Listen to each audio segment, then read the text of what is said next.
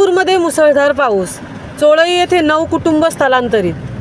पोलादपूर तालुक्यात गेली 2 दिवस संततधार पावसाची बॅटिंग सुरू असून आज रविवार रोजी सकाळी 8 वाजल्यापासून सायंकाळी 5 वाजेपर्यंत 106 मिलीमीटर पावसाची नोंद झाली असून नदीकिनारी बसलेल्या नागरिकांना प्रशासनाकडून सतर्कतेचा इशारा देण्यात आला आहे। तर चोळई येथील 9 कुटुंब स्थलांतरित करण्यात आली आहेत।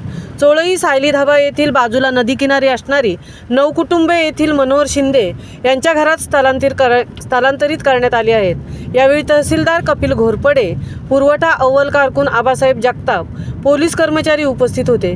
गेल्या 2 दिवसापासून पोलादपूर तालुक्यात मुसळधार पाऊस सुरू असून सावित्री, कामठी, ढवळी, चोळई नद्यांना पूर आले आहे।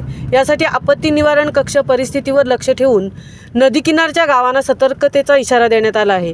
शुक्रवार दिनांक 12 जुलै रोजी तालुक्यात 132 मिलीमीटर पावसाची नोंद झाली असून एकूण 1098 मिलीमीटर पाऊस पडला आहे। तर शनिवार दिनांक 13 जुलै रोजी 125 मिलीमीटर पावसाची नोंद झाली असून 1223 मिलीमीटर इतका पाऊस पडला आहे। तर रविवार दिनांक 14 जुलै रोजी सकाळी 8 वाजल्यापासून सायंकाळी 5 वाजेपर्यंत 106 मिलीमीटर इतका पाऊस पडला आहे।